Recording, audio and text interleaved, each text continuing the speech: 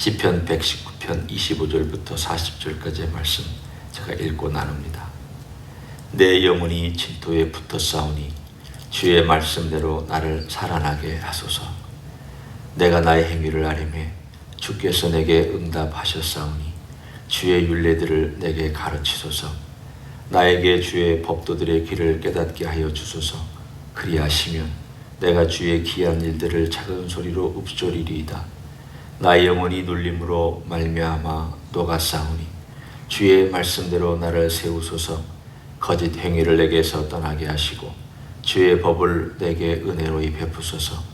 내가 성실한 길을 택하고 주의 규례들을 내 앞에 두었나이다. 내가 주의 증거들에 매달려 싸우니 여호와여, 내가 수치를 당하지 말게 하소서. 주께서 내 마음을 넓히시면 내가 주의 계명들의 길로 달려가리이다. 여호와여, 주의 율례들의 도를 내게 가르치소서. 내가 끝까지 지키리이다. 나로 하여금 깨닫게 하여 주소서. 내가 주의 법을 준행하며 전심으로 지키리이다. 나로 하여금 주의 계명들의 길로 행하게 하소서. 내가 이를 즐거워하매니이다. 내 마음을 주의 증거들에게 향하게 하시고 탐욕으로 향하지 말게 하소서. 내 눈을 돌이켜 타는 것을 보지 말게 하시고 주의 길에서 나를 살아나게 하소서. 주를 경외하는 주의 말씀을 주의 종에게 세우소서. 내가 두려워하는 비방을 내게서 떠나게 하소서. 주의 규례들은 선하심이니이다. 내가 주의 법도들을 사모하여 싸우니 주의 의로 나를 살아나게 하소서. 아멘. 이 시편들을 보면 이 시편을 한꺼번에 그가 감동받아가지고 쫙 하고 쓴 시편으로 보이지 않습니다.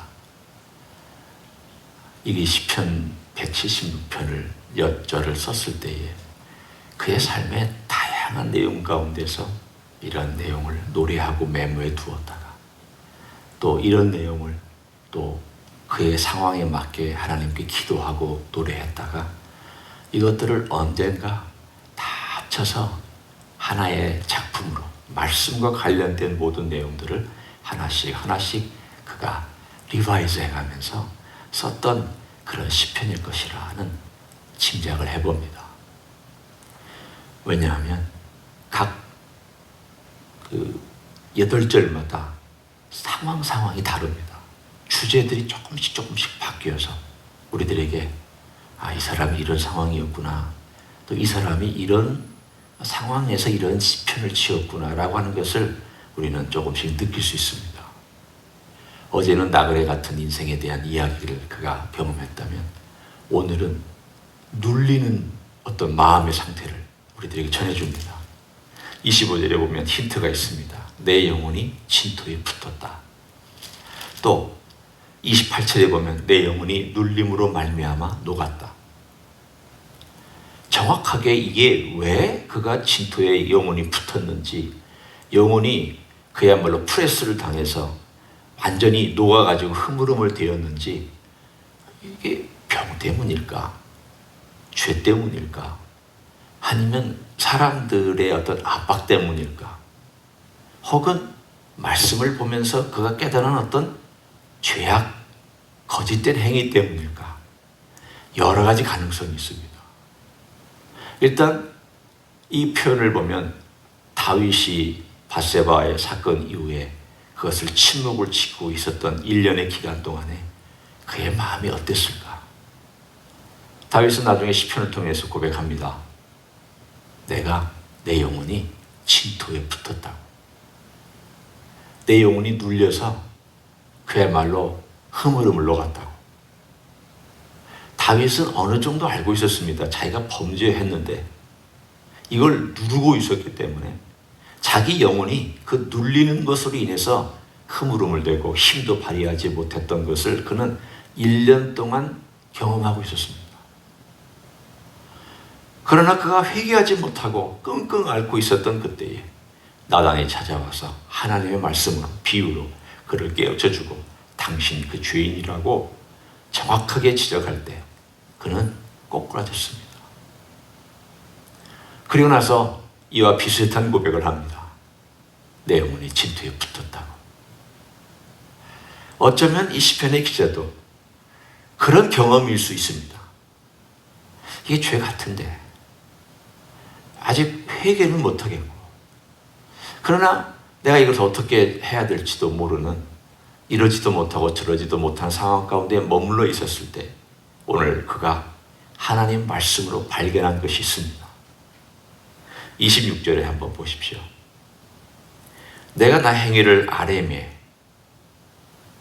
여기서 아랜다라고 하는 이 행위가 어떤 행위인지는 우리는 정확히 모르지만, 우리가 힌트를 얻을 수 있는 것은 아까 29절에 있는 것처럼 거짓 행위를 내게서 떠나게 하시고, 오늘 거짓 행위가 내게서 떠난다는 것을 한번 생각해 보십시오.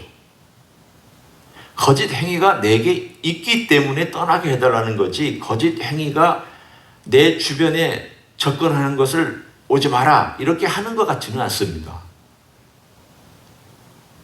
그가 말씀을 보고 있을 때 과거에 그가 살아왔던 삶에, 그것이 한 주 혹은 1년인지 어느 기간인지는 정확하게 알 수는 없습니다. 하지만 자기가 말씀을 보고 있는데 갑자기 거짓된 행위가 떠오릅니다. 그 거짓된 행위 때문에 괴로워합니다. 그리고 그 거짓된 행위 때문에 이걸 어떻게 해야 될까? 그러면서 이런 생각, 저런 생각을 하면서 그 생각으로 때로는 잠을 설칩니다. 하나님 앞에서 이거 어떻게 해야 되지? 이거 회개의 문제가? 아니면 이게 저 사람이 나에게 실수한 건가? 아니면 내가 거짓된 그러한 행동을 한 건가? 이게 문제가 저 사람에게 있나? 나에게 있나? 이런 여러 가지 생각들 때문에 머리가 아프고 힘든 그런 상황에서 여러 날을 보내다 보면 마음이 힘들고 영혼이 녹습니다. 그가 죄를 처음에 느꼈든 안 느꼈든 말씀 때문에 그 죄를 어느 정도 알고 난 다음에는 그 죄의 심각성 때문에 점점 그의 영혼이 힘들어지고 있는 상황을 오늘 우리는 본문에서 읽을 수 있습니다. 하나님의 말씀은 우리의 행위를 점검하게 만들어주는 시금석입니다. 말씀을 보면, 그리고 말씀을 들으면 우리의 거짓된 것을 천천히 혹은 갑자기 깨닫게 해주십니다. 오늘 두 번째 비슷한 33절과 40절이 있습니다. 이 상황은 영혼이 눌리는 상황은 아닙니다. 한번 보시면 36절에 이런 표현이 나오죠. 내 마음을 주의 증거들에게 향하게 하시고 탐욕으로 향하지 말게 하소서. 이 말도 우리는 이렇게 짐작을 할 수 있습니다. 이 사람이 전혀 탐욕도 안 향하고 늘 하나님 말씀만 붙잡고 살고 그 하나님의 말씀만 사랑하고 사는 이런 사람이냐? 저는 그렇게 생각하지 않습니다. 지금 이 시편의 기자도 갈등하고 있습니다. 탐욕으로 향하고 있는 자기 마음을 다스려달라고 도움을 구하고 있습니다. 앞부분이 거짓 행위에 대한 행위의 어떤 부분들에 관련된 것을 점검하도록 하나님의 말씀이 돕고 있다면, 두 번째 이 우리가 오늘 본 단락은 내 마음속에 있는 탐욕을 보게 해달라고, 그리고 보게 해주는 말씀에 대해서 언급하고 있습니다. 하나님의 말씀은 우리의 행위가 남에게 상처를 주거나 혹은 어떤 해를 가져온 거짓된 행위나 혹은 거짓된 거라고 몰랐다가 거짓된 것을 발견하게도 만드는 그 역할을 합니다. 동시에 내 속에 있는 내 내면을 발견하도록 만들어줍니다. 내 내면이 얼마나 거짓되냐, 얼마나 탐욕스럽냐. 탐욕이란 다른 거 아닙니다. 내 중심적 사상입니다. 뭘 가져야 되고 뭘 이게 누려야 되고 욕심 부리고 브랜드 있는 좋은 것들 사야 되고, 그것도 탐욕이지만 그건 그 표면적인 것일 뿐입니다. 내면은 내 중심적인 것들. 내가 누군가에 대하여서 우월감을 느끼는 것도 탐욕입니다. 목회자가 예를 들어 명성을 또는 사람의 인정을 추구하는 것도 탐욕입니다. 내가 다른 사람보다 좀 뛰어나야 되고 다른 사람들보다 내 오피니언이 늘 인정받아야 되는 것, 탐욕입니다. 내 중심적 사상입니다.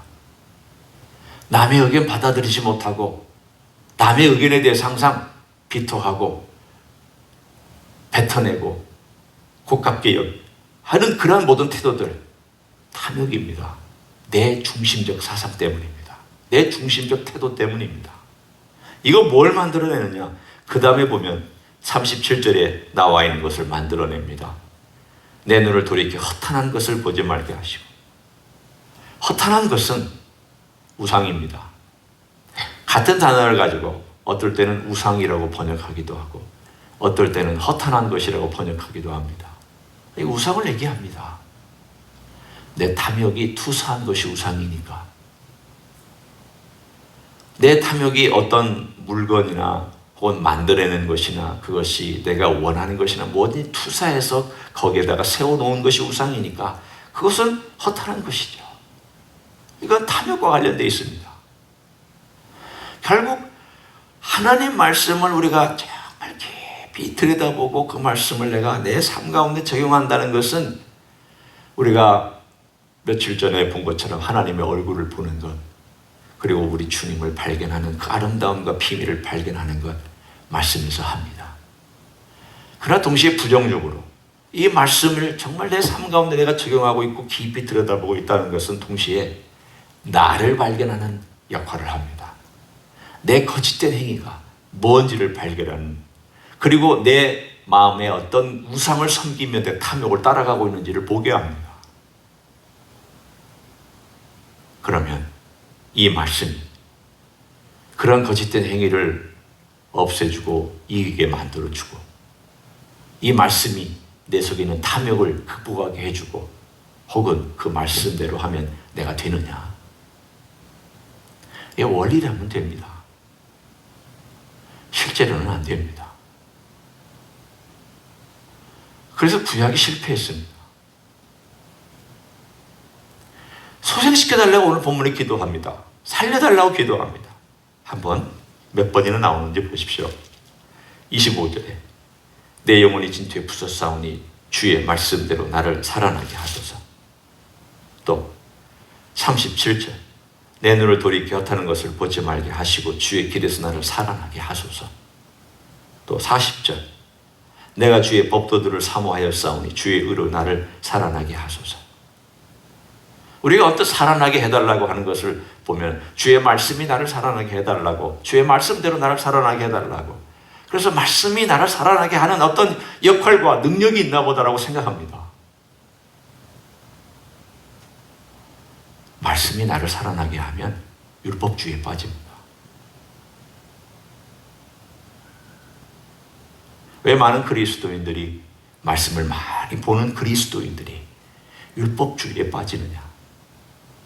말씀이 나를 살리도록 하니까 그렇습니다. 말씀은 나를 살리지 못합니다. 말씀은 지적해 줍니다.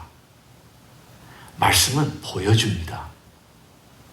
말씀은 내 상태를 드러내 줍니다. 말씀은 설명해 줍니다. 그리고 내가 죄인일 때는 네가 죄인이다 라고 손가락질해주고 너 회개해야 된다 알려줍니다. 말씀은 거기까지입니다. 말씀은 우리의 관절과 골수까지 파헤쳐 줍니다. 그 다음 이 역할을 누가 해주시느냐? 성령께서 해주셔야 내가 살아납니다. 많은 사람들이 말씀을 가지고 성령을 의지하게 하냐고 뭔가를 해보려고 하고 뭔가를 자꾸 시도하기 때문에 율법주의가 생깁니다. 바리새인이 달리 바리새인이 아닙니다. 성령을 의지하지 아니하고 그 말씀을 가지고 모든 것을 다 해결하려고 했던 사람들이 바리새인이 되고 율법주의자가 됩니다. 우리 크리스찬들도 잘못하면 율법주의에 빠지기 쉽습니다. 율법주의자는 율법주의자라고 붙여다니지 않습니다. 성령님 의지하지 아니하고 거룩하게 살려고 하는 모든 시도는 율법주의로 빠지게 되어 있습니다. 성령님을 바라보지 아니하고 도움을 구하지 아니하고 그 도움에 의존하지 아니하고 하나님 닮아가려고 하는 노력, 죄를 짓지 않으려고 하는 노력, 그걸 경건하게 살려고 하는 노력, 그리고 오늘 본문인 것처럼 살아나게 해달라고 하는 어떤 것들, 이런 모든 것들은 성령의 힘에 의해서만 일어날 수 있는 일입니다. 우리가 구약에서도 계속 우리에게 힌트를 주잖아요. 성령의 그 바람이 불 때 에스겔 골짜기에 마른 뼈다귀가 그 바람에 의해서 큰 군대를 이루잖아요. 하나님의 영이, 이런 표현들이 등장하잖아요. 구약에도 등장하잖아요. 신약에서는 예수님은 그걸 분명하게 말씀해 주셨습니다. 네 배에서 생수의 강이 흘러나오리라. 그 생수의 강은 성령이다 라고 말씀하셨습니다. 이 안에서부터 말씀의 생수의 강이, 생명의 강이 돼요. 이것이 내게 살아나고 내 영혼이 살아나고 이것이 내 삶 가운데서 능력이 되고, 와, 이 말씀이 내게 힘을 주시는구나. 말씀이 내게 힘을 주시는구나. 그 말은 말씀 자체가 힘을 주는 게 아니라 성령께서 그 말씀을 통해서 내게 힘을 주신다는 그 뜻입니다. 그게 진짜 힘이고, 그게 진짜 소생되는 거고, 그게 진짜 살아나는 것입니다. 그렇게 살아나는 사람이 이 땅 위에서 다르게 생동감 있게 살아갑니다. 왜 어떤 그리스도인들은 말씀을 아는데 생동감이 없고, 어떤 그리스도인은 말씀을 알면서 생동감 있게 살아가느냐? 차이가 뭐냐? 똑같이 말씀을 다 잘 아는데, 한 분은 성령님을 의존하지 않고 자기 힘으로 살아가는 사람이고, 다른 분은 성령님을 의존하고 살아가기 때문에 힘이 있고 파워가 있는 것입니다. 오늘 우리의 삶 가운데서 우리 하나님 아버지 앞에 말씀 들여다봐야 합니다. 그러나 말씀이 알파와 오메가 아닙니다.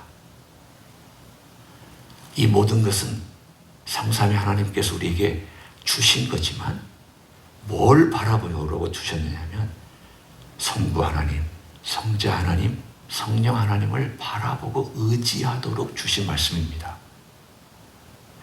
말씀 통해서 하나님을 의지하지 아니하고 말씀 자체로 끝나면 심각한 문제를 우리는 가져올 수 있습니다.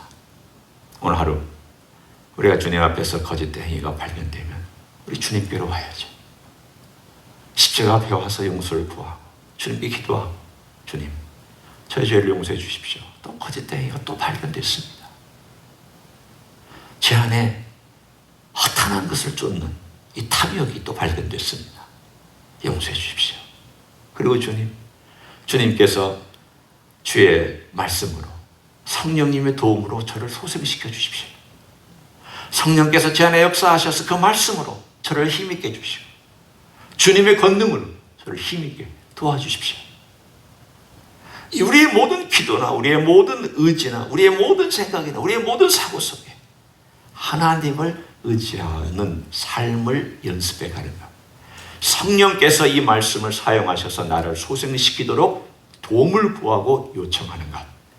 이것이 기독교인의 삶의 본질인 줄로 믿습니다. 오늘도 이 말씀을 통하여 성삼위 하나님께로 나아가는 놀라운 은혜가 넘치기를 예수님의 이름으로 간절히 축원합니다. 기도하겠습니다. 고맙습니다. 우리에게 말씀을 주셨습니다. 이 말씀을 통하여 우리의 허물을 깨닫게 해주셨습니다. 거짓 행위를 발견하게 도와주셨습니다. 말씀 때문에 내 안에 탐욕이 얼마나 많은 인생인지, 강한 인생인지를 보게 하셨습니다. 허수아비 같은 우상들이 내 앞에, 내 주변에, 내 속에 세워져 있는 것을 알게 해주신 것도 감사합니다. 주님, 이제 우리 주님의 보혈로 깨끗하게 씻어주시고, 주님의 보혈로 우리의 거짓과 우리의 허탄한 것과 우리의 탐욕을 불쌍히 여기시고 용서해 주시기를 원합니다. 이제는 주의 능력으로, 성령의 도우심으로 다시금 소생되고 새롭게 되어지기를 원합니다. 살아나게 하여 주시옵소서. 생동감 있는 삶을 살아가도록 역사하여 주시옵소서. 이제는 우리 구주 예수 그리스도의 은혜와 하나님 아버지의 극진하신 사랑과 성령 하나님 교통하심의 역사가 오늘도 성삼위 하나님, 나의 모든 것 되시고 나의 모든 알파와 오메가 되시며 나에게 말씀 주셔서 주께로 이끌기를 원하시는 그 놀라운 은혜 앞에 오늘도 맡기며 그 능력 의지하며 살아가기를 소원하는 이 자리에 참여한 모든 종들 위해와 주임지 히스교회 위해와 이민교회들과 한국교회들과 선교사님들을 위해 이제부터 영원히 함께 하실지어다.